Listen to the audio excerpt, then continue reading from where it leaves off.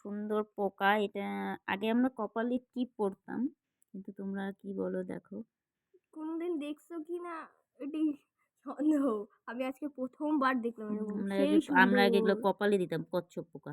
এরকম কানের ডিজাইন আমি হয় না, নামই বলে দিলাম। গোল্ড।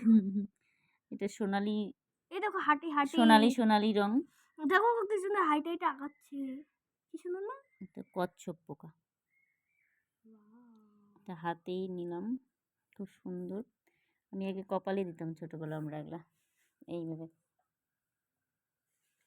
পড়ে যাবে। পড়বে না, ও কপালে টিপের মতো। এই দেখো আমি কপালে টিপ পরেছি, পোকা দিয়ে টিপ বানিয়েছি, পোকার টিপ।